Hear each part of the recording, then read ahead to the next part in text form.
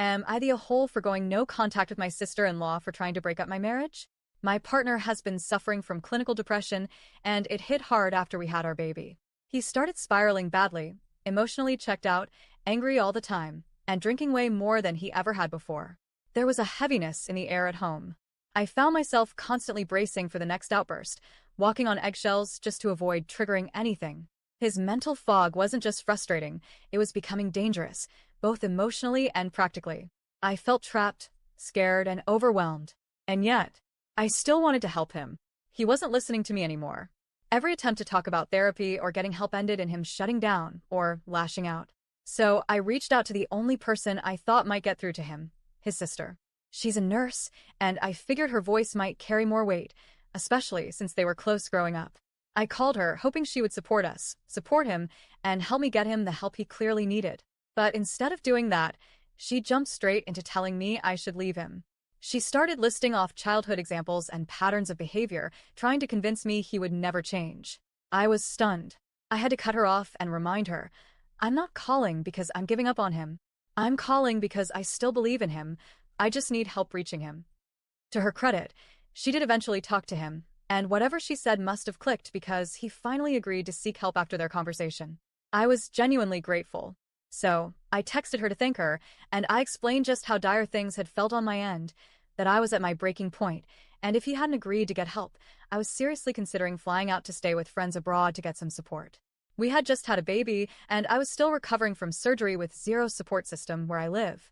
All my close friends had moved away during the pandemic, and I was completely isolated. Instead of understanding or even asking for clarity, she completely misread the text and flew off the handle. She interpreted my message as if I was literally on my way to the airport right then and there, fleeing the country with a newborn. She even implied she might call the police on me for kidnapping. I tried to calm things down and clarified repeatedly that she had misunderstood.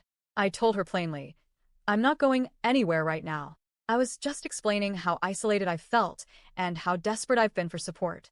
My friends live in other countries now. If they want to see the baby, they have to fly here. If I want to see them, I have to fly to them. That's all I meant. And it's not kidnapping if my partner knows where we are. But she wouldn't let it go. When I asked her point-blank if she was actually considering calling the police, she refused to answer. Instead, she escalated. She began diagnosing me from afar, throwing around terms like psychosis and postpartum depression, claiming I was mentally unstable. At that point, I contacted a lawyer and informed her. That was the only thing that finally made her back off. The lawyer and a medical professional reviewed our entire text conversation. Both agreed that I hadn't said or done anything suggesting mental instability.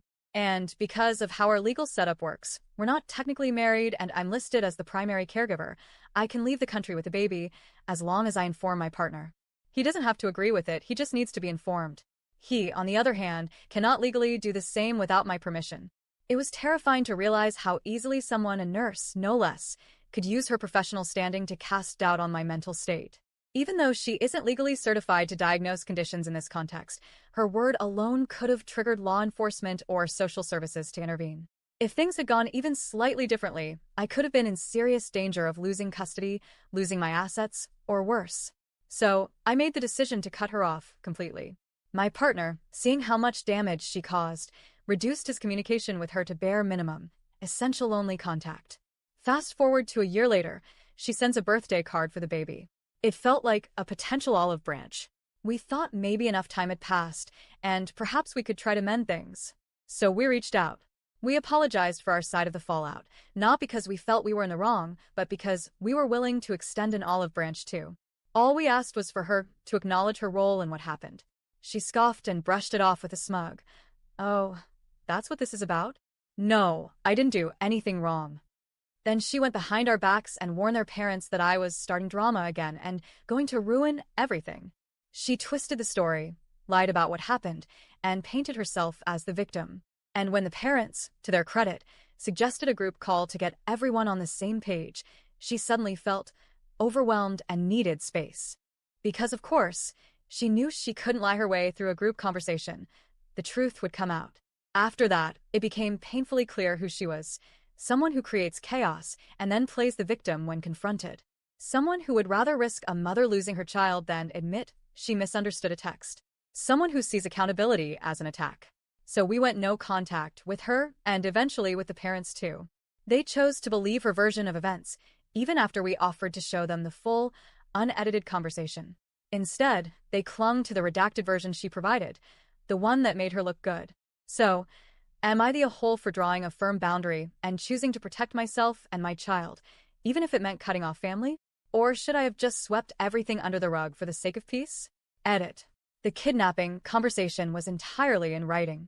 We offered to show the full thread to the parents. They refused, choosing instead to believe her edited version. As I mentioned, we aren't legally married, and by default, I'm recognized as the baby's primary caregiver. In my country, as long as I inform my partner of our whereabouts, I am legally allowed to travel internationally with the baby. He doesn't have to approve it, just be informed. He can't do the same in reverse. Also, while some nurses here are given certain authority to assess mental health, she doesn't have the legal authority to diagnose, but she does have just enough professional credibility to influence law enforcement or child services in a dangerous way. That's what made all of this so scary and so unforgivable.